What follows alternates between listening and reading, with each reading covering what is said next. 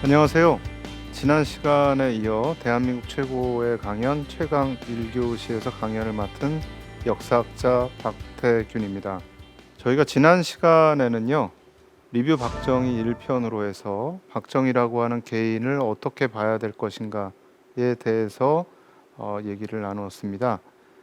오늘 이 강에서는 박정희 시대의 가장 중요한 어떤 업적 또는 이슈라고 얘기하는 경제 성장의 문제에 대해서 다뤄보도록 하겠습니다.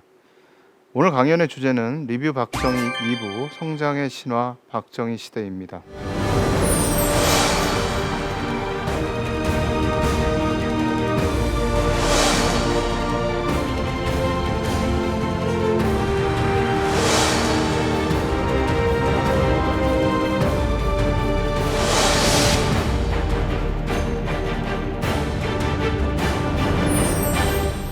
박정희 시대를 가장 대표하는 것이 무엇이냐라고 얘기하면 아무래도 경제 성장에 대한 부분들이 가장 중요하게 제기가 되는 것 같습니다. 물론 이제 인권 탄압과 민주화 운동에 대한 부분도 중요합니다만 경제 성장이라는 부분들이 박정희와 박정희 시대를 평가하는 데 있어서 가장 쟁점이 되는 부분이기 때문에 오늘은 경제 성장을 좀 중심으로 해서 평가를 드리는데요. 몇 가지 평가를 하기 전에 제가 전제를 좀 말씀드리면서 시작을 하겠습니다. 하나는 저는 양비론을 좀 경계를 해야 된다라고 생각을 합니다. 그러니까 이게 독재냐 경제 성장이냐. 현대사를 얘기를 하면서 그런 얘기들을 합니다. 이 한국 현대사의 과정을 건국의 과정에서 경제 성장의 과정, 산업화의 과정, 그리고 민주화의 과정, 그 다음에 선진화의 과정으로 봐야 된다. 이런 얘기를 하시는 분들인데 저는 사실은 그렇게 보지를 않습니다. 왜냐하면 이 과정들이 하나가 시작돼서 하나 끝나고 그 다음 과정으로 넘어가고 그 다음 과정으로 넘어가는 것이 아니라 사실은 이 네 개의 과정이 처음부터 끝까지 계속해서 진행이 되는 거거든요. 그러니까 어느 한쪽이 중요한 시기니까 다른 한쪽은 무시해도 된다라는 것이 아니고 사실은 이 과정들을 복합적으로 평가를 할 때 그 시기를 제대로 볼 수 있다라는 게 저의 생각이고요.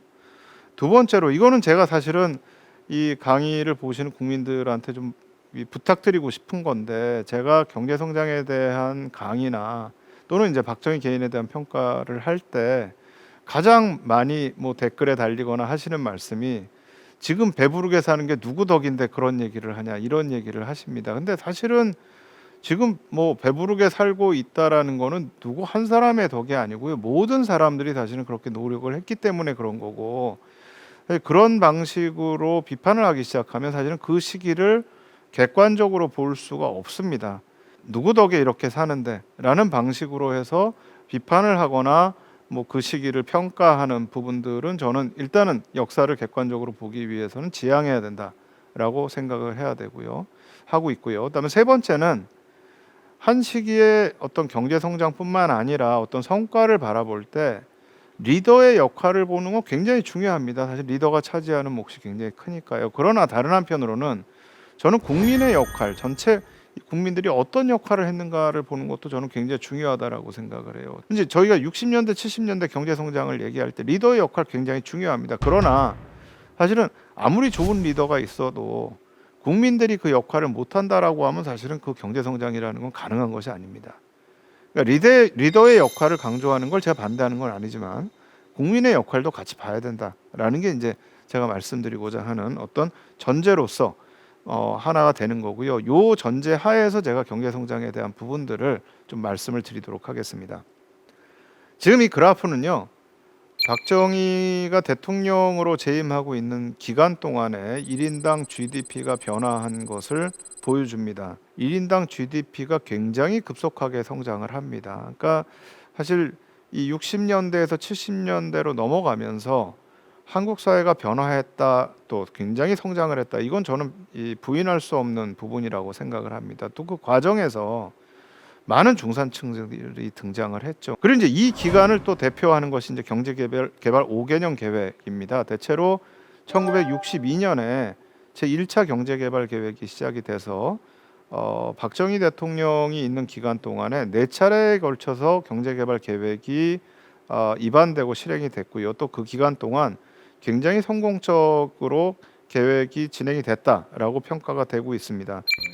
60년, 61년, 62년까지는 2%에서 4%에 그치다가 63년부터 급격하게 이 GNP의 성장률이 높아지기 시작을 합니다. 그래서 높게는 한 15%까지도 보이죠. 여기 보면은 69년에 15%를 찍었고요. 그 다음에 76년에 또 15.2%를 찍습니다. 그리고 이제 낮은 것도 사실 79년에 6.4%가 있고 72년에 7.0%가 있습니다만 이것도 61년 이전 또 63년 이전에 있었던 GNP 성장률에 비하면은 뭐 굉장히 높은 거라고 할 수가 있고요. 뭐 지금의 성장률을 생각하시면 사실 이게 굉장히 높았다는 걸 알 수가 있으실 겁니다. 물론 그건 전제가 있습니다. 사실 한 경제가 어느 수준에 올라갔을 때는 높은 성장률을 기록하기 굉장히 어렵기 때문에 개발도상국들이 보통은 아주 높은 성장률들을 기록하기 마련인데 바로 한국이 이제 그때가 이제 60년대, 70년대라고 할 수가 있고 수출을 보면 처음에 뭐 5,400만 달러 정도로 시작을 했던 수출이 1977년에 100억 불 수출을 달성을 합니다. 이건 뭐 많은 분들이 기억을 하실 거예요. 사실 70년대 오면서 그 당시에 박정희 정부 또 유신 정부가 내세웠던 가장 중요한 두 개의 슬로건이 하나가 100억 불 수출이고요. 또 하나가 1인당 GNP 1,000달러입니다. 그러니까 이거를 해야 된다. 특히 이제 이게 굉장히 흥미로운 게 한국이 10억 불 수출을 넘은 게 71년입니다. 71년에 10억 불을 넘고 나서 한 7년 사이에 100억 불을 달성을 하거든요. 그러니까 이건 굉장히 단시간 내에 수출이 엄청나게 늘어났다라는 것을 알 수가 있죠. 물론 그렇게 되면서 수입도 굉장히 많이 늘어납니다. 우리나라가 기본적인 이 천연 자원이 없기 때문에 수출을 하기 위해서는 그만큼 수입이 많을 수밖에 없다라고 하는데 사실 항상 무역 적자에 시달렸습니다. 그래서 수출보다 더 많은 액수의 수입을 할 수밖에 없었던 그런 적자 구조에 시달렸던 걸 볼 수가 있고요. 그런데 이제 또 저축률은 굉장히 올라갑니다. 그러니까 이 시기는 뭐 지금 우리가 상상할 수 없을 정도의 은행에서의 금리를 줬거든요. 그러니까 이율이 뭐 높을 때는 25%까지 줬을 때도 있고요. 낮아도 10%가 넘는 그 정도의 은행 이자를 줬습니다. 물론 거기에는요. 맨 오른쪽 편에 있는 물가 지수를 좀 보실 필요가 있습니다. 이 물가가 높아지면 은행에서 높은 이율을 주지 않으면 사실은 은행에다 돈을 넣는 게 의미가 없어집니다. 근데 물가가 이만큼 높기 때문에 사실은 이 은행에서도 상당히 높은 그런 금리를 줬던 부분들이 있고요. 또 그런 부분들이 어떻게 보면 저축률이 높아지는 거는 국내 자본 축적에 있어서는 굉장히 긍정적인 효과가 있지만 물가가 높아짐으로 인해서 나타나는 그런 인플레이션이라는 부분도 좀 감안을 해야 됩니다. 사실은 79년에 가서 경제 위기를 오는데 가장 중요한 역할을 했던 게 이 물가 부분입니다. 그래서 이거는 나중에 제가 뒷부분에서 다시 한번 말씀을 드리고요. 근데 여기에서 이제 보이는 것 중에 하나의 특징이 한국에서의 높은 경제 성장률인데 그럼 이제 다른 나라와 비교했을 때는 어땠을까라는 걸 한번 볼 필요가 있습니다. 60년대에는 일본이 굉장히 높은 성장률을 보이고 있고요. 뿐만 아니라 이 대만이나 홍콩, 싱가포르도 굉장히 높은 성장률을 보이고요. 또 태국도 높은 성장률을 보입니다. 근데 이게 지금 여기 지금 있는 나라들의 특징이 뭐냐면은요. 일본은 올림픽 특수라는 게 좀 있었습니다. 64년에 동경 올림픽을 했기 때문에 그런데 일본과 한국과 대만 같은 경우에는 사실은 베트남 전쟁 특수가 있었습니다. 예, 태국도 역시 마찬가지인데요. 그러니까 베트남에 군대를 파견을 했거나 또는 미군이 주둔을 하고 있거나 또는 베트남에 가는 물자들을 생산하는 나라들은 60년대를 통해서 굉장히 경제 많이 성장을 합니다. 그래서 이제 한국뿐만 아니라 지금 다른 나라들도 높은 경제 성장률을 보이는데 70년대 오면은 조금 차이가 나타납니다. 특히 이제 일본 같은 경우에는 이게 경제가 어느 정도 성장을 하기 시작을 하니까 경제적으로 이 성장률 자체가 높아질 수가 없어요. 거기에다 이제 70년대 오일 쇼크도 오고요. 또 60년대 말부터 계속됐던 세계적으로 경제 정체 현상이 일어나는 거에 직격탄을 맞아가지고 일본은 이제 성장률이 좀 떨어지기 시작을 하고요. 반면에 한국과 중국과 대만은 70년대 성장률이 굉장히 높습니다. 그러니까 이때 이제 이 어떤 수출 주도형 경제 성장이라고 하는 것이 빛을 발하기 시작하는 거죠. 그러니까 지금도 한국을 비롯해서 이 70년대 경제 성장을 한 네 나라를 네 마리 용이라고 부르는 경우가 있는데요. 그게 한국과 대만과 홍콩과 싱가포르입니다. 그러니까 이 네 나라가 개발도상국 중에서 굉장히 높은 성장률을 기록한 나라들이죠. 그러니까 이렇게 보면 사실은 아시아에서 한국이 경제 성장을 한 것이 꼭 한국만의 특징은 아니다라고 볼 수 있는 부분이 하나 있는가 하면, 두 번째로는 70년대에 가서 보면 상대적으로 다른 나라에 비해서, 그러니까 태국이나 인도네시아나 필리핀에 비해서 한국과 대만과 홍콩과 싱가포르는 높은 성장률을 보여주고 있다라는 거죠. 그러니까 이게 그런 어떤 경제 정책들의 이 수출을 주도해서 나가는 이 경제 정책이 보여주는 성과의 특징을 보여주는 거다라고 하나 볼 수가 있고요. 남미의 국가들하고 또 비교할 필요가 있습니다. 왜냐하면 이 시기에 60년대부터 해가지고 미국이 원조를 주고 굉장히 집중을 했던 게 아시아만 그랬던 게 아니고요. 남미의 국가들에 대해서도 굉장히 중요한 미국이 원조를 합니다. 그래서 이제 케네디 행정부 이후에 아시아 국가들에 대해서 경제개발 원조를 시작을 하는데, 남미에 대해서는 프로그레시브 얼라이언스라고 해가지고 미국이 특별 원조를 실시를 합니다. 근데 지금 이 차이를 볼 수가 있는 게 뭐냐면, 이 동아시아의 국가들은요 대부분이 수출 주도형 산업화 전략을 짭니다. 그러니까 이 경제를 발전시키고 어떤 산업화를 하는 그런 과정에서 생산의 규모를 내수만 보고 하는 게 아니고요, 외부의 팔 규모까지를 생각해서 굉장히 큰 규모의 어떤 산업화 전략들을 합니다. 그리고 그게 이제 해외로 수출하는 것이 성공을 하면서 이런 성장을 하는데, 남미 국가들은 대부분 수입 대체형 산업화 전략을 합니다. 이 수입 대체형 산업화 전략은 외부로부터 수입을 줄이기 위해서 수입하는 품목들을 국내에서 생산하는 전략입니다. 수입을 대체하는 그런 산업화를 하는 거죠.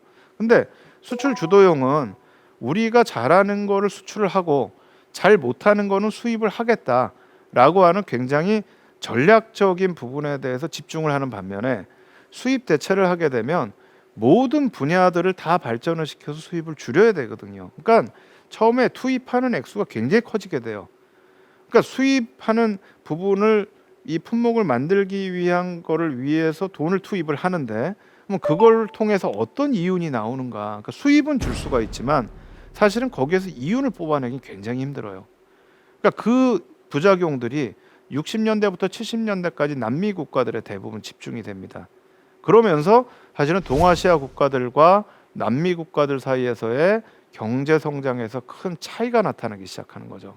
그러니까 지금 이 추이는 한편으로는 한국만 발전한 게 아니다라는 걸 보여주지만, 다른 한편으로는 동아시아 국가들이 선택했던 경제 성장 전략이 다른 데 비해서 굉장히 뛰어난 전략이었다라는 걸 다른 한편으로 보여준다라고 할 수가 있습니다.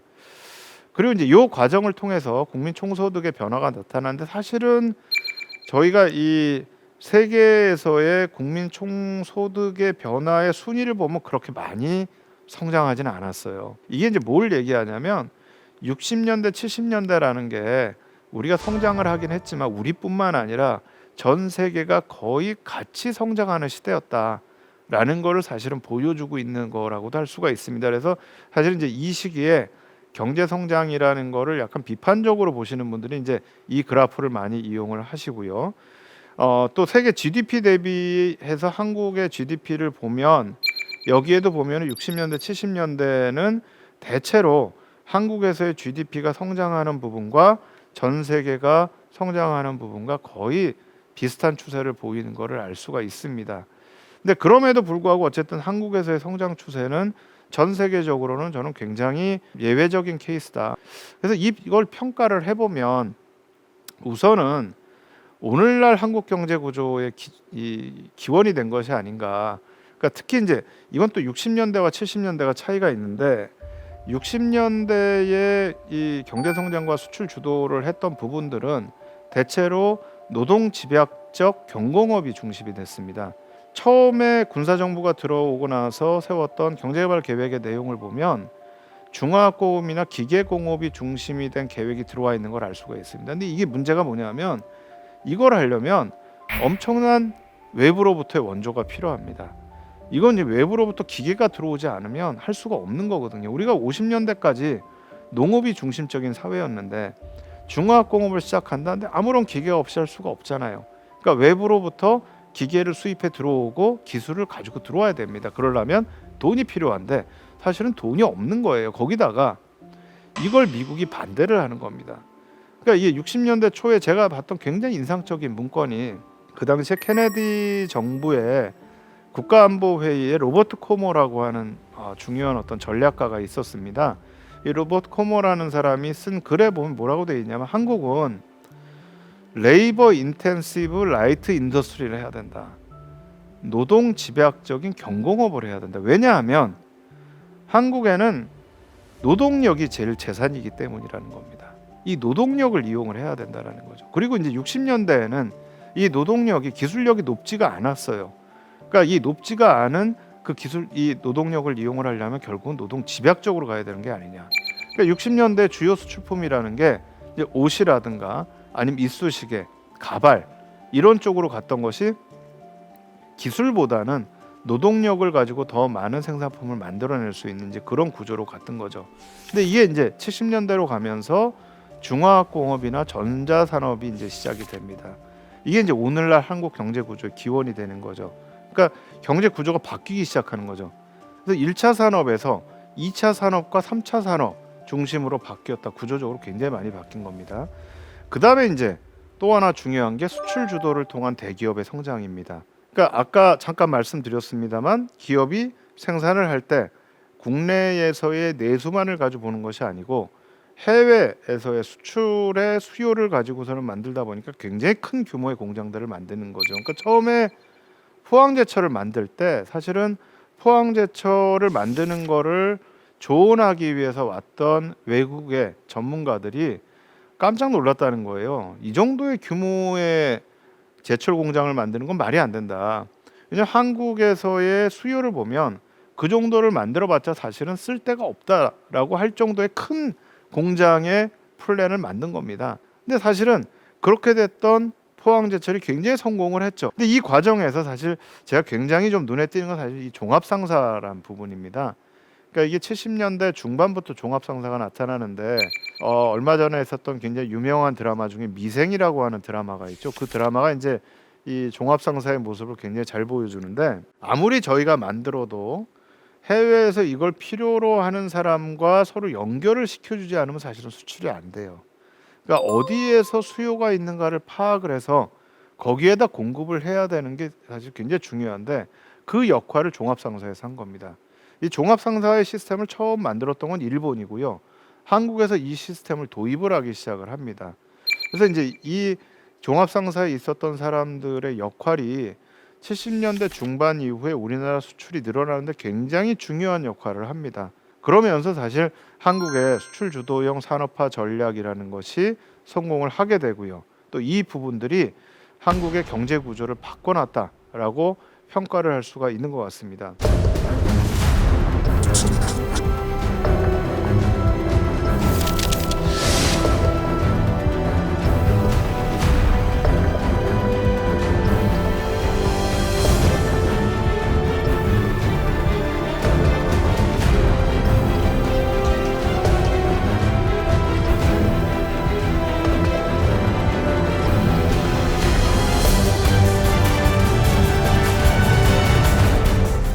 그리고 또 하나 이 시기에 경제 성장을 얘기를 할 때 저는 좀 중요하게 봐야 되는 게 미국의 원조의 역할이라고 생각을 해요.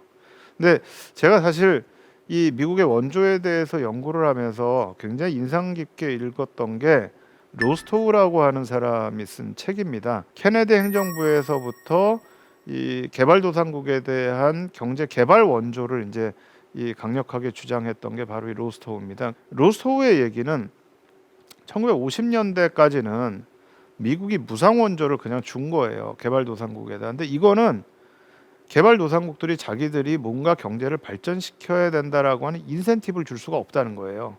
공짜로 받으니까 공짜로 쓰고 그냥 끝나버리는 겁니다. 근데 이걸 바꿔야 된다. 근데 60년대 케네디 행정부가 들어오면서 미국에서 USAID라고 하는 기관이 생기고 로스토어가 얘기한 거는 저리로 해서 원조를 줬다가 그걸 돌려받자 차관을 주자는 겁니다. 그래야만 돈을 가져가서 무언가를 하고 거기서 이윤을 내고 어떤 변화를 이끌어 가지고 다시 줄 것이 아니냐. 이렇게 해 가지고 60년대부터 경제 개발을 위한 차관이 들어오기 시작합니다. 돈이 들어옵니다. 그러니까 사실 물품이 들어오게 되면은요. 이 물품을 이용해서 이 물품을 돈으로 환산하는 과정에서 많은 부정부패가 일어날 수가 있어요. 사실 1950년대 한국 정부 부정부패의 많은 부분들이 원조로 공짜로 들어오는 물품을 기업들한테 이걸 팔아 가지고 그걸 현금화시키는 이 과정 속에서 부정부패가 굉장히 많이 일어납니다. 근데 이게 차관으로 들어오면은요. 어떤 정부든지 자기들이 이 돈을 가지고 계획을 해서 무언가를 만들어내고 거기서 이윤을 얻어서 이걸 다시 갚겠다라고 하는 계획을 만들어내야 되거든요. 그리고 그거에 의해서 사실은 그 나라도 발전을 하고 돈도 다시 갚는 이제 이런 시스템 자체가 가능해집니다. 그러니까 사실은 그 부분에서 미국의 원조의 역할을 빼고 저는 경제 성장 얘기를 할 수가 없다. 또 미국의 원조뿐만 아니라 사실 65년에 있었던 일본과 한일 협정을 한 이후에 일본에서 들어온 돈, 또 일본으로부터 들어온 기술도 굉장히 중요한 역할을 했던 것 같아요. 근데 저는 사실은 그 부분만을 가지고 이 시기의 경제 성장을 얘기하고 싶지는 않아요. 왜냐하면 아까도 제가 잠깐 말씀드렸지만 미국과 일본의 원조를 받은 나라는 한국만 있는 게 아닙니다. 지금 제가 미국과 일본의 원조를 얘기했지만 사실 한국은 1975년 이후에는 미국으로부터 원조 끊어집니다. 일본으로 받은 원조도요. 사실 한일협정을 하고 나서 받은 원조 외에는 그 이후엔 차관으로 받지 저희가 원조 받지를 않습니다. 그런데 미국과 일본으로부터 원조를 받은 수많은 남미와 아시아 국가들하고 지금의 한국을 비교해 보면 사실은 너무나 큰 차이가 있는 거죠. 그러니까 미국의 원조만 가지고 우리 경제 성장을 얘기할 수는 없지만 그럼에도 불구하고 60년대에 미국의 원조 정책이 바뀌면서 경제개발 차관이 들어왔던 거는 우리가 경제 성장을 하는데 굉장히 중요한 역할을 했다. 이거는 부인할 수가 없는 거고요.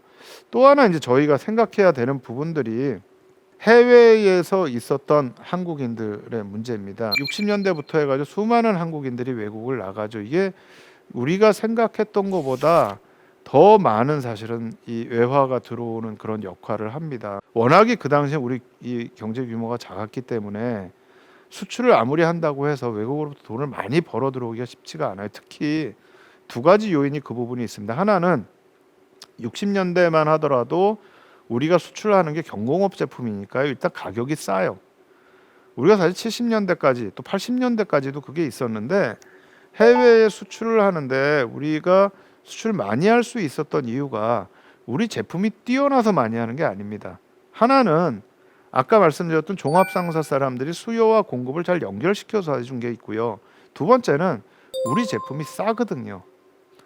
그러니까 이게 가격 경쟁력이 높기 때문에 사실은 우리 제품이 많이 팔린 게 있어요. 근데 가격 경쟁력이 높다는 건 무슨 얘기냐? 그만큼 많이 팔아도 가져올 수 있는 외화라는 게 크지 않다라는 거예요.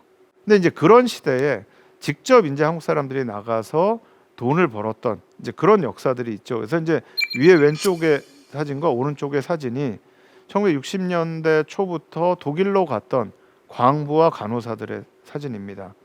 그러니까 그때부터 우리 인력이 이제 외국에 나가서 돈을 벌기 시작했고 특히 이제 독일에 이 광부와 간호사가 갔던 부분들은 한국과 독일 사이 인연 부분들을 좀 보여줍니다. 그러니까 이게 처음에 박정희 대통령의 생각은 우리가 경제개발 계획을 세우면은 미국이나 일본이 도와주겠지라고 생각했는데 사실 미국이 안 도와줬어요.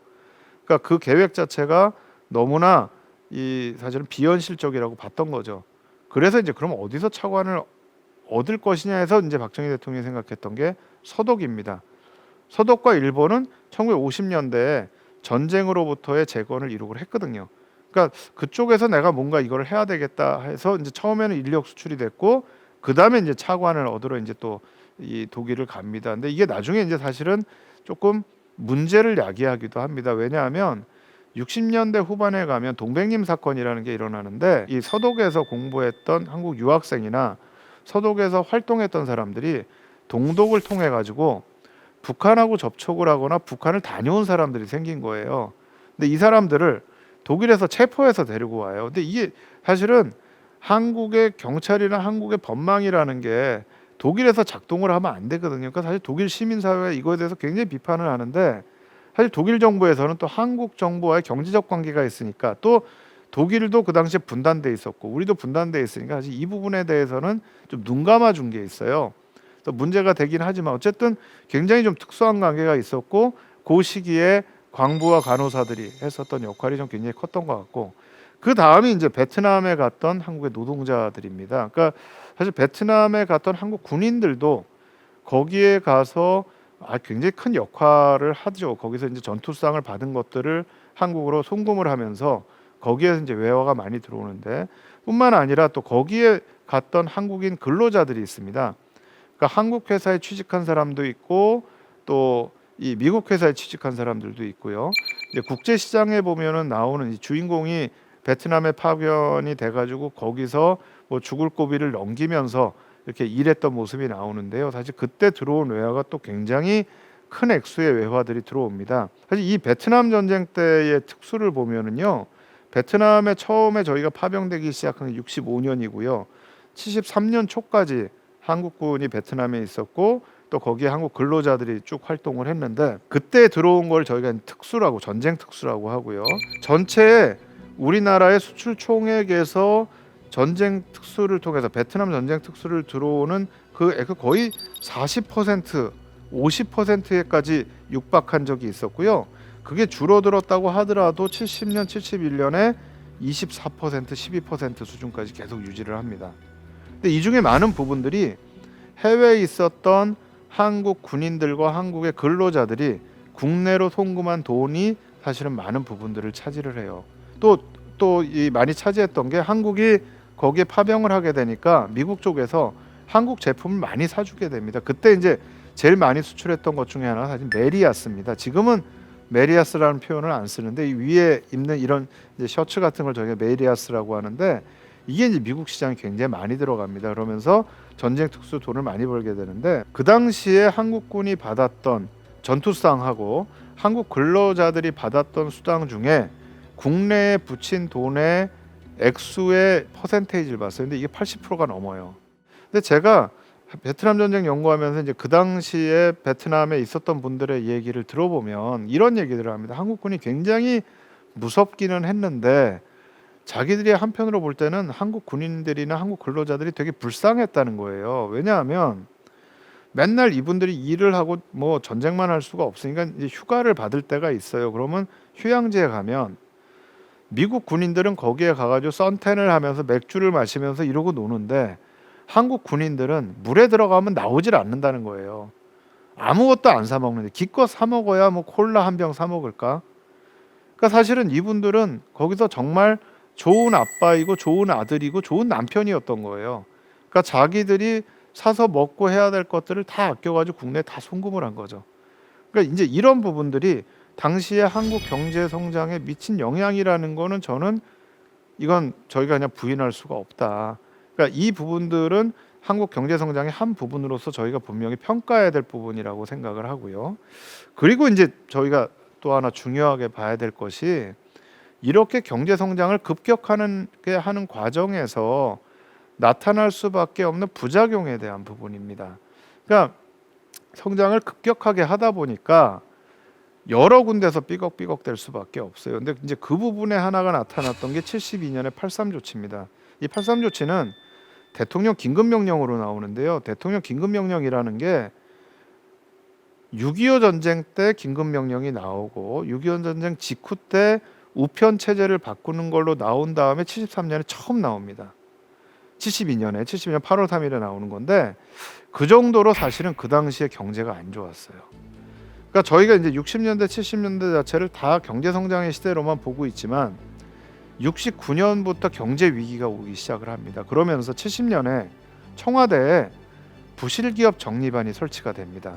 부실기업이 갑자기 많이 나오기 시작하는 거예요. 그래서 이 부실기업들을 어떻게 정리하냐, 사실 이 기업들을요, 부실한 기업들을 다 정리해버리면 국가 경제가 무너져요. 왜냐하면 기업이 없는 것도 문제지만 기업에 고용돼 있던 사람들도 다 실업자가 되거든요. 그러니까 이걸 어떤 방식으로 정리하느냐 굉장히 중요한데, 그 부실기업 정리반을 가지고 국가에서 고민을 하다 결국 한 게 이 72년에 있었던 83 조치입니다. 근데 이 83 조치 기본 내용은요. 기업들이 갖고 있었던 사채를 동결시키는 겁니다. 안 갚아도 된다. 당분간 갚지 않아도 된다. 근데 왜 이런 사태가 오게 됐느냐?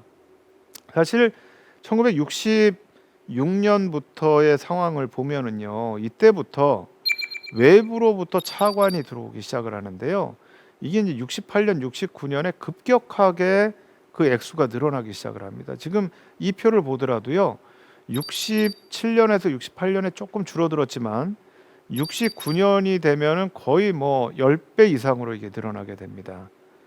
엄청나게 늘어나는 거죠. 근데 사실 이때 이렇게 늘어나는 이유가 뭐냐면 66년, 67년까지만 해도 수출로 먹고 살아야 되겠다라는 생각이 그렇게 강하지 않았어요. 그러니까 저희가 초반에 나왔던 경제개발 정책에서의 수출은요. 한국이 워낙이 무역 수지 적자가 심하니까 수출을 더 늘려서 무역 수지 적자를 줄이겠다라는 의미에서 수출이었습니다. 근데 이거를 수출을 하다 보니까 이게 돼요. 우리가 이 가격 경쟁력이 있구나, 해야 되겠구나 하면서부터 64년 5년부터 점점 수출에다 강조를 두기 시작을 합니다. 그러면서 67년, 68년에 나오는 얘기가 뭐냐? 수출 입국이라는 얘기가 나옵니다. 수출로 나라를 세우겠다. 그러니까 본격적으로 수출 주도형 산업화 전략이 시작이 되는 거죠. 근데 수출을 하려 그러면 기술이 있어야 돼요. 아무리 노동 집약적 경공업이라고 하더라도 뭘 만들 수 있는 기계가 있어야 되고 또 그거 기계가 들어오면 그 기계를 사용할 줄 아는 기술이 있어야 됩니다. 그러니까 그런 어떤 기계와 기술을 들여오다 보니까 이제 차관이 필요한 거고 그거에 의해서 이제 외화 차관들이 막 들어오기 시작하는 거예요.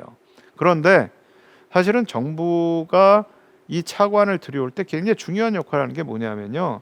아무 기업이나 돈을 꿔주는 게 아니에요. 특히 한국처럼 이제 개발도상국에서 겨우 성장하기 시작한 나라에다가 그냥 돈을 꿔주면 이거 잘못하면 못 갚을 수가 있잖아요. 그러니까 정부가 지불 보증을 해줍니다.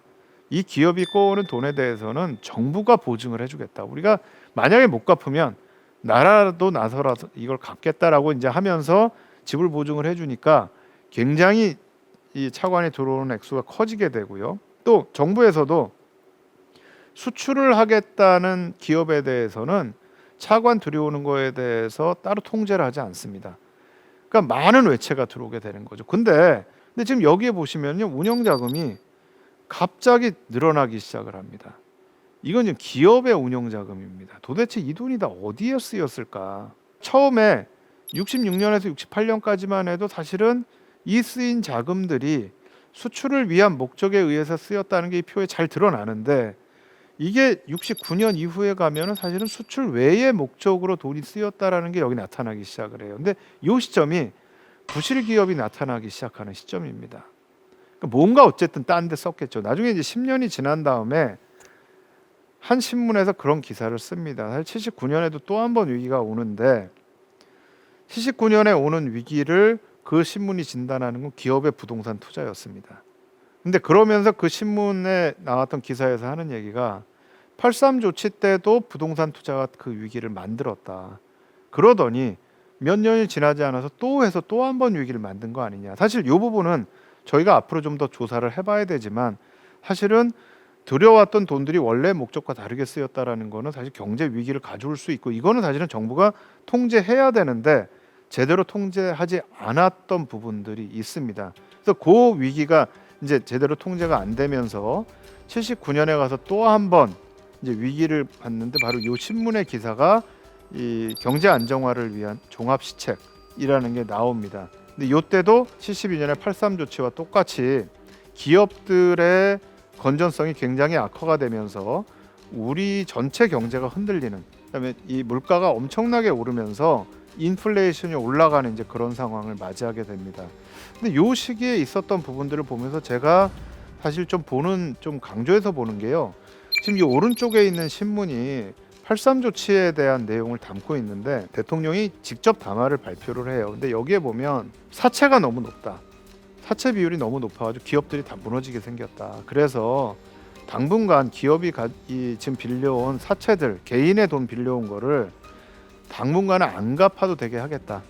그리고 그 사채 일부는 기업에 대한 투자금으로 전환을 시키겠다. 이제 이렇게 선언을 한 게 이제 이 83 조치인데, 이건 어떻게 보면 사실은 자본주의 기본 원칙을 좀 위배한 건데, 그럼에도 불구하고 이게 자본주의 기본 원칙을 위배해서 문제가 있다라는 시각이 있고, 일단은 기업은 살려놔야 되기 때문에 이 조치가 불가피했다라는 시각이 있어요. 근데 제가 주목하는 거는 이 83 조치를 하면서 박정희 대통령이 맨 마지막에 굉장히 중요한 얘기를 합니다.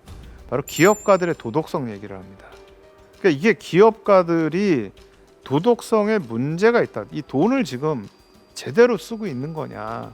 이 돈이 지금 경제 성장을 통해서 우리가 산업화를 하고 근대화를 하고 성장을 해야 되는데, 당신들이 지금 돈을 어디다 쓰고 있는, 당신들 모랄 해저드, 도덕적 해이에 대한 걸 지적을 합니다. 그러면서 앞으로 다시 한번 이런 사태가 있으면 그때는 절대 구제하지 않고 이 부분에 대해서 책임을 묻겠다라는 얘기를 맨 마지막에 합니다. 저는 이게 어쩌면 당시에 한국 정부가 하고 싶었던 얘기일 수도 있었던 것 같아요. 왜냐하면 제가 본 자료 중에 보면 당시에 청와대에 있었던 비서실에서 각 기업들이 보유하고 있던 부동산 조사를 합니다. 그래서 이 부동산을 매각할 경우에 어느 정도의 채무를 갚을 수 있는가를 다 평가를 해요. 사실 그리고 이 부분에서 문제가 되는 게 뭐냐면 위장사채라는 게 있습니다. 이것도 그 당시에는 굉장히 문제가 된 건데, 기업가가 자기의 돈을 이 기업을 통해서 해서 번 돈을 기업에 다시 투자하는 게 아니고요, 자기 이 주변에 있는 사람 이름으로 해가지고 기업에 사채로 줘요. 이걸 위장사채라고 합니다. 그러면 내가 기업에 투자해서 기업으로부터 버는 이윤보다 사채로 줘서 버는 이윤이 더 큰 거예요. 그 당시에 뭐 사채 이자가 엄청났거든요. 아까 제가 국내 저축률 얘기하면서 은행 이자 말씀드렸잖아요. 사채 이자는 은행 이자의 뭐 10배가 넘는 그런 수준입니다. 그리고 그 당시에는요, 은행 문턱이 굉장히 높았어요. 이게 어떻게 보면 박정희 시대의 경제 정책에 대해서 이제 논란이 되는 부분 중에 하나인데, 60년대 70년대에 사금융이 없습니다. 모든 한국의 은행은 국가가 소유하고 국가 통제하는 은행이었습니다. 이게 80년대 가서 처음으로 사금융이 시작이 되거든요. 근데 그런 상황에서 굉장히 관치금융으로 이 벽이 높으니까 기업들이 은행에서 돈을 빌리기가 힘드니까 사채를 계속 갖다 쓴 겁니다. 그리고 이제 기업가들은 위장사채를 계속 준 거고. 근데 이 부분들이 기업의 채산성을 악화시키고 기업의 건전성을 악화시켜 왔던 거예요. 그러니까 기업한테 사실은 경고를 한 거죠. 근데 사실 저는 이 부분은 상당히 좀 처리하는데 문제가 있었다라고 생각을 해요. 왜냐하면 사실은 시장의 원칙을 그대로 반영을 했어야 되거든요. 그러니까 처벌할 거는 처벌해야 되고요, 살릴 거는 살려야 됐습니다. 물론 우리가 그 당시에 경제 성장의 그 과정에 있었기 때문에 기업들이 우르수수 다 무너지면 안 되죠. 그러나 기업들을 평가를 해가지고 살려야 될 부분과 또는 정말 문제가 많으면 저는 합병을 시키거나 퇴출을 시킬 수도 있다라고 생각을 해요. 근데 일부 기업들은 사실은 그 시기에 퇴출이 됐습니다. 그런데 그렇게 되지 않은 부분들도 있어요. 그러니까 나중에 이제 83 조치가 나오고 나서 신문들에서 이 83 조치로 인해서 이득을 본 기업들의 명단들이 쭉 나옵니다. 물론 실명으로 안 나오고요, 뭐 D그룹, C그룹, H그룹 이런 식으로 해서 나옵니다. 근데 이 그룹들이 나중에 가면은요, 70년대 후반에 또 문제를 일으킨 기업들하고 똑같아요. 그러니까 70년대 말에가 또 한 번 이 시기가 경제 위기가 오는데, 그 시기에 몇 가지 충격들이 있는데요. 하나가 78년 말부터 시작된 오일 쇼크가 있었고요. 또 하나가 70년대 말에 강남 개발입니다. 부동산 투기입니다. 그러니까 이렇게 되면서 이 기업들이 실제 기업에 투자해야 할 돈이 사실은 기업에 투자가 되는 게 아니고 다른 데 투자가 되는 거죠. 그러면서 사실은 경제 위기가 또 한 번 오게 되는 겁니다. 그래서 79년에 이 조치는요, 사실은 어떻게 보면은요, 박정희식 경제 성장 정책, 또 산업화 정책의 마침표를 찍는 그런 발표였다고도 저는 생각이 돼요. 왜냐하면 중화학공업을 조정을 하고요, 반면에 생필품 공급을 확대하겠다. 이거는 72년 이후에 중화공업화를 선언하고 쭉 왔던 부분들을 이제 스탑을 하거나 조정을 하는 거고요. 새마을 운동뿐만 아니라 기존의 정부가 해왔던 산업들이나 이 정책들을 다 중단을 하거나 연기하는 걸 발표를 하거든요. 그러니까 사실 굉장히 사실 이 의미가 큰 그런 조치였어요. 근데 문제는 이거를 해가지고 이게 제대로 가면 좋은데 이게 제대로 안 가는 거예요. 아까 말씀드렸던 83 조치 때도 이거를 뭐 완전히 시장 논리는 아니더라도 시장 논리를 해서 제대로 바로 잡아야 될 부분을 바로 잡아야 되는데 그렇지 않고 이걸 미온적으로 일단은 수습하고 간 겁니다. 수습하고 가다가 가고 또 돈이 없으니까 산업합리화 자금이라고 해 돈을 더 푼 거예요. 그러니까 이게 인플레를 올리고 기업은 살렸지만 어쨌든 문제를 만들었던 거고요. 70년대 후반에 가면 이때도 이걸 통해서 지금 정부에서 계속 나오고 있는 부분들의 돈을 좀 막고 투자를 좀 줄이고 하면서 좀 조정을 해야 되는 시점인데 문제는 정부의 제일 핵심적으로 있는 사람들은 이거를 알고 이거를 좀 발표를 했는데 밑에 부처들이 쫓아오질 않는 거예요. 또 사실은 그 당시에 이 청와대를 비롯해 가지고 이 주요 부처에서 했던 회의나 또는 부처에서 나왔던 얘기들을 보면 사실은 이 정책이 과연 맞는 건가? 지금 위기는 그냥 오일 쇼크 때문에 온 게 아닌가? 이렇게 평가를 해요. 근데 저는 굉장히 잘못 평가했다라고 보는 게 72년에 83 조치가 나왔을 때도 60년대 말에 베트남 전쟁 특수로 인해서 외화가 엄청 들어올 때예요. 또 79년에 이 위기가 왔을 때도요. 70년대 후반에 중동에서 건설 회사들을 통해서 오일 달러가 엄청 들어왔던 때입니다. 78년이 우리나라가 무역 수지 적자가 제일 적습니다. 그러니까 제가 78년에 봤던 문서 중에 하나가 정부에서 밑에 관료들한테 웃고 다니지 말라 그래요. 그러니까 외국에서 돈이 많이 들어오니까 수지 적자가 별로 없고 그 다음에 이 외화가 많아지는 거예요. 근데 외화가 많이 들어왔다고 웃고 다니면 다른 나라가 아 한국이 형편이 좋아졌구나 해가지고서는 한국에 대해서 굉장히 잘 이렇게 대해줬던 정책들을 다 없애는 거 아니냐 뭐 이런 얘기가 나올 정도로 형편이 좋은데 79년에 이게 나왔다라는 거죠. 그러니까 도대체 60년대 말 70년대 말에 그 많았던 재화들은 다 어디에 갔는가. 그러니까 저는 그 책임을 정부에 묻고 싶지는 않습니다. 모든 것을. 근데 저는 분명히 그 시기에 이 기업가들의 어떤 이 책임은 분명히 있었던 것 같고 또 그거를 제대로 처리하지 못한 정부의 책임도 분명히 있었던 것 같아요. 그러니까 경제 성장을 해왔다라는 것이 굉장히 중요한 업적으로서 우리가 하나를 본다면 반면에 그것과는 다르게 그 사이에 나타났던 문제들을 정상적으로 처리하지 못했던 부분들이 또 하나의 문제가 되었던 것은 아닌가라고 저는 생각을 합니다.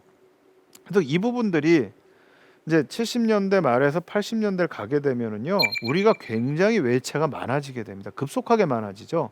그러니까 여기 지금 총 외채를 보면은요, 72년까지만 해도 뭐 한 3억 달러 정도에서 이렇게 있었던 것이 82년이 되면 이게 뭐 10배로 늘어나게 됩니다.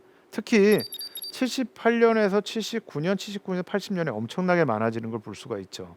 77년, 78년이 외화가 엄청 들어오게 되는 때고요. 또 75년, 76년 이때가 종합상사를 통해서 수출이 굉장히 많이 늘어나는 때입니다. 그래서 이제 77년에 100억 불 수출까지 달성을 한 건데 그렇게 외화가 들어오고 수출이 늘어나는데 왜 이렇게 외채가 많아졌을까? 사실 이 부분은 저는 정부와 기업의 어떤 정책의 실패가 분명히 있었던 게 아닌가.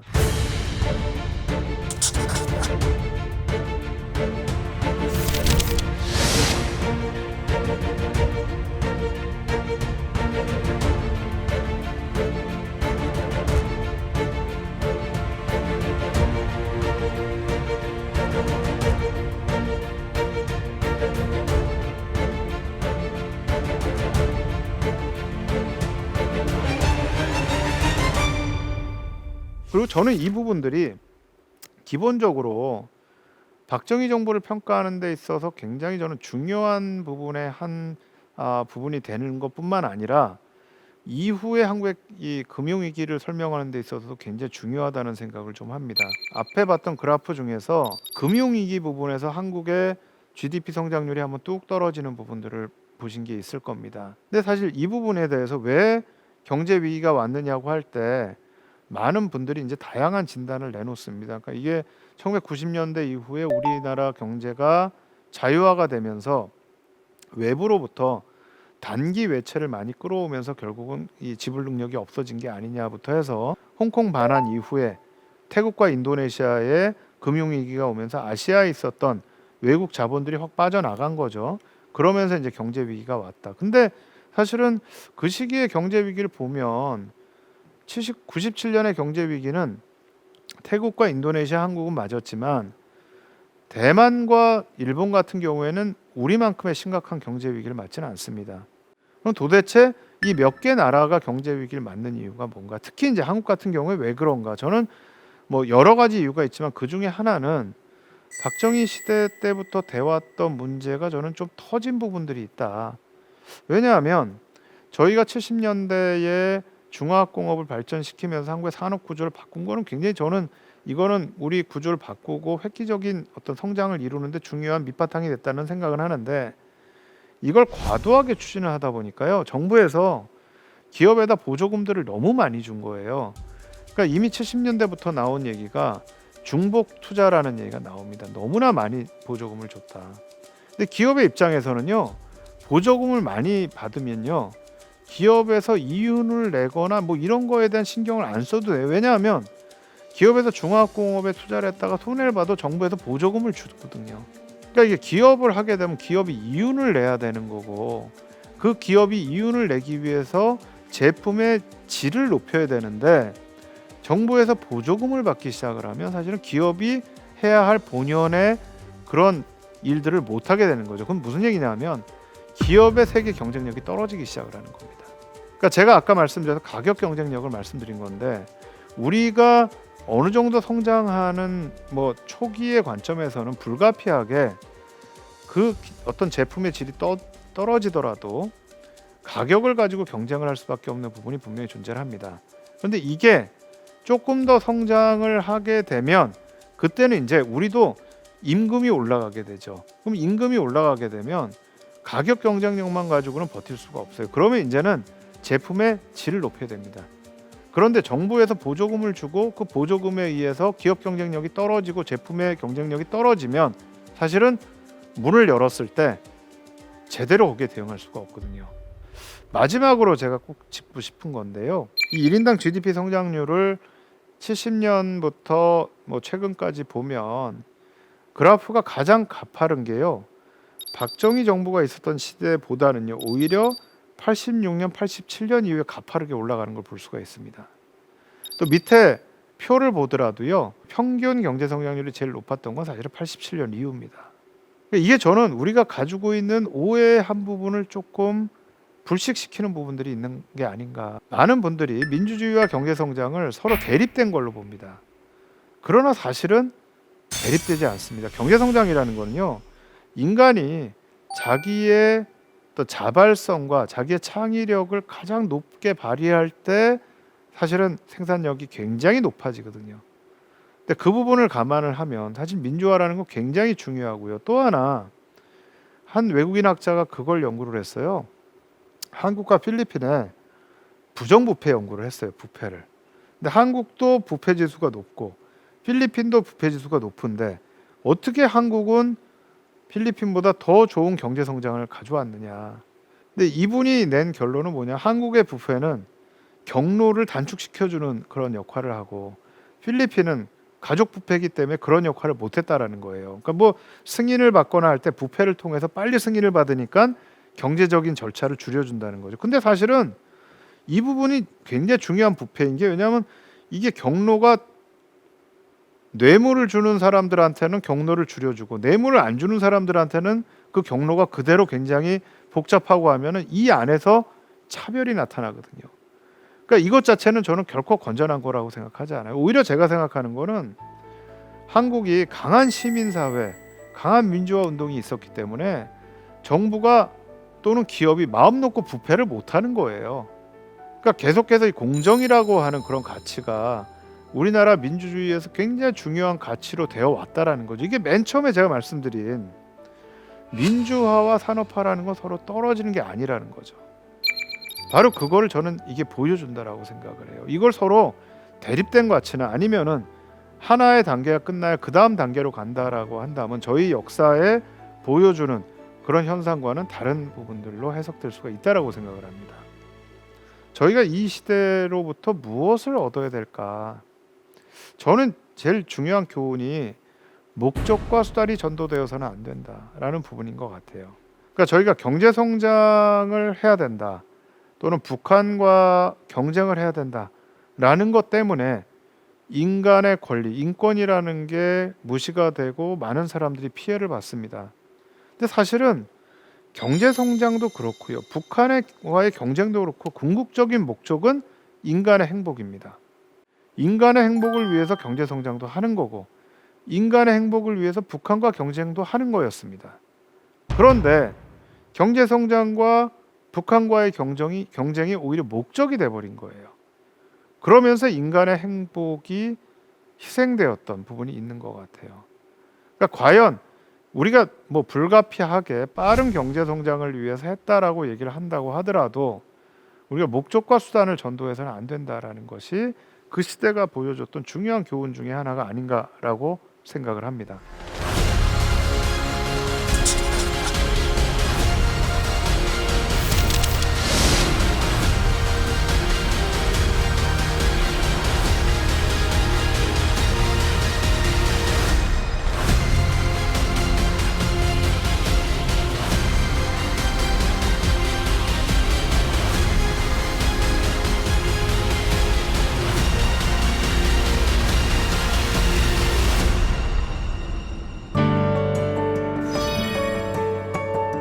저는 성장과 민주주의는 반대말이 아니다라는 말씀을 드리고 싶습니다.